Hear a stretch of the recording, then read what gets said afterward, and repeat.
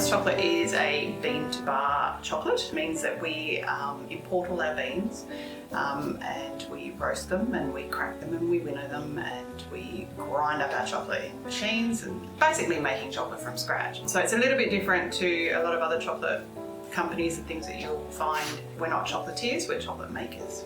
Bean to bar is basically, what it means is that we're going from the bean, we import the bean, and then we go through the whole process that it takes to actually get from the bean to the actual edible bar. Whereas quite a few other chocolate companies, they use what they call couverture, which means they're chocolatiers, not chocolate makers, and that's the difference.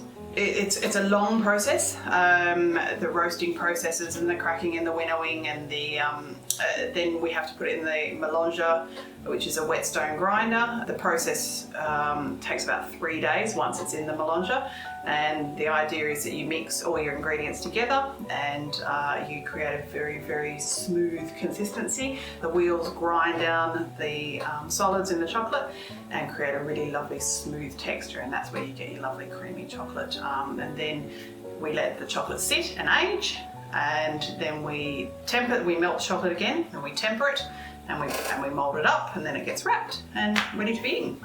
We use native Australian ingredients in our chocolate. So we have a base chocolates. So we have a white, we have a dark, and we have a milk chocolate.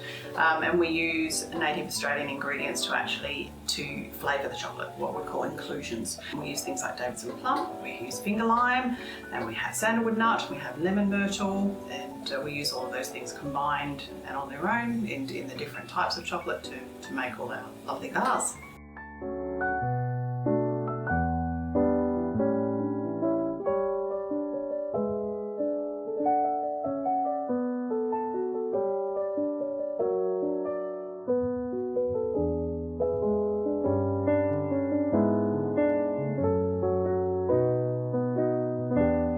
Mostly it'll be about either putting chocolate on the grind in the different machines that I have, or taking chocolate off that's finished, and also processing, so melting chocolate and getting it ready to actually mould up. There will be possibly orders to ship and bars to wrap.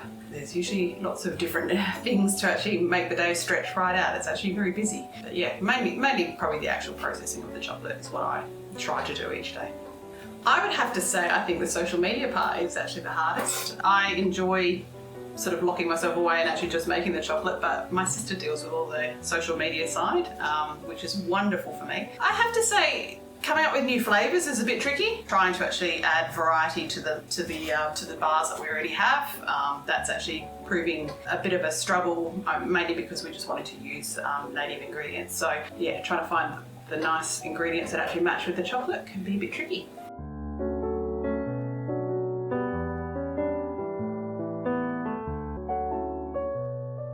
I feel bean to bar is important because there's been a lot of controversy about the corruption in the cocoa industry. It is very well known that there's child slave labour involved in picking and the process of cocoa in the countries of origin, and also it is becoming apparent and quite well known these days that farmers just aren't getting paid what their crop is worth.